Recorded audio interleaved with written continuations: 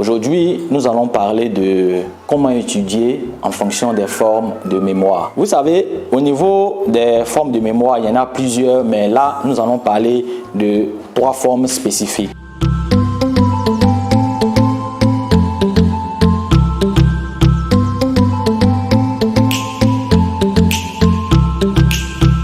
Qu'est-ce que la mémoire? C'est cette capacité à retenir, à stocker les informations et à les reproduire, soit oralement ou bien de façon écrite.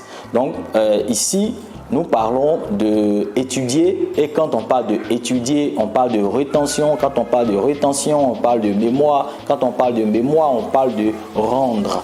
Et c'est le rendu de ce qu'on a pu emmagasiner comme information qui détermine un peu nos compétences, qui détermine un peu la valeur de nos apprentissages, la valeur de ce que nous avons eu à apprendre et à coordonner en nous-mêmes. Vous savez, au niveau des formes de mémoire, il y en a plusieurs, mais là, nous allons parler de 3 formes spécifiques. D'abord, la première forme de mémoire qu'on rencontre généralement avec les élèves et tout, on a la mémoire auditive. La mémoire auditive, c'est quoi? C'est-à-dire l'élève qui a une mémoire auditive, en classe, généralement, il retient les informations telles que le professeur les a données. Ce genre d'élève-là, en classe, il doit se concentrer en fait sur ce que le professeur est en train de dire, ce que le professeur est en train d'expliquer. Il doit aussi poser des questions pour que le professeur puisse revenir sur ce qu'il a eu à expliquer, parce que c'est en écoutant que lui, il retient. Donc quand cet élève-là, il quitte la classe et qu'il arrive à la maison, il serait intéressant pour lui, dans la révision de ses cours, de les faire lire par quelqu'un d'autre. Ou bien, si personne ne veut lire son cours, bon, c'est simple, hein? Il enregistre sa voix sur son téléphone en lisant le cours et puis il s'écoute. Ou bien, s'il n'a pas de téléphone pour s'écouter, il peut apprendre ses cours à haute voix. Donc, en lisant à haute voix, il s'entend parler. Et déjà, quand c'est fait comme ça, il peut mieux s'en sortir. Après, on a ce qu'on appelle la mémoire visuelle.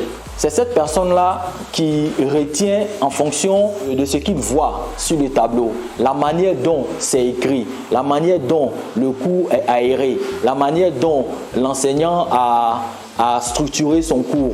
Donc du coup, ce genre de personnes-là, quand ils sont en train de recopier les leçons, ils utilisent beaucoup les couleurs, parce que quand c'est parti avec ces différentes couleurs-là, lui, il retient facilement. Donc quand il arrive à la maison, il lit un peu les cours en utilisant les surligneurs avec différentes couleurs. Donc, il essaie de relire les cours. Ou bien, il peut demander à quelqu'un d'écrire déjà les différents cours au tableau, et puis il regarde parce que pour reproduire, il mentalise un peu, genre, il essaie de se rappeler en fait de l'image du tableau avec les informations et tout, de l'image de son cahier. Maintenant, la troisième forme de mémoire, on a la mémoire kinesthésique, ou bien soit la mémoire motrice. Ça veut dire l'élève qui a cette forme de mémoire-là, lui, c'est en recopiant que lui retient ses cours. Donc, c'est cet élève-là qui est toujours en train de recopier, parce que quand lui, il recopie, bam, ça va. Donc quand cet élève-là arrive à la maison, pendant qu'il étudie, il essaie de recopier en fait les cours. Donc il fait le résumé tout en recopiant. Donc c'est ça, en recopiant que lui, il retient. Donc pour étudier en fonction de la mémoire qu'on a, voici un peu les différentes activités, que ce soit à l'école, que ce soit à la maison, qu'on peut utiliser déjà pour mieux étudier et mieux comprendre. Soit, il est important toujours pour mieux étudier de faire ce qu'on appelle un programme de travail personnel, ce que vous appelez l'emploi du temps personnel, qui va définir un peu chaque étape de nos activités dans la journée. Les jours où on parle de les jours ouvrables, quand on va à l'école, on a un emploi du temps. Mais les samedis, les dimanches, on ne va pas à l'école, on doit aussi avoir un emploi du temps. Je prends un exemple, juste à titre indicatif. C'est-à-dire que quand on se réveille déjà à 6 heures, on va prendre le petit déjeuner, et quand on a fini, on essaie de réviser un peu, peut-être entre 7h, 8h et 8h, 9h, on fait peut-être les tâches ménagères. 9h, 10h, on peut toujours continuer dans les tâches ménagères et tout. Donc 10h jusqu'à midi, on peut dire que bon d'accord, on va aider la maman à préparer, ou bien le père à faire certaines activités et tout. À midi, on mange, on n'étudie pas, on mange.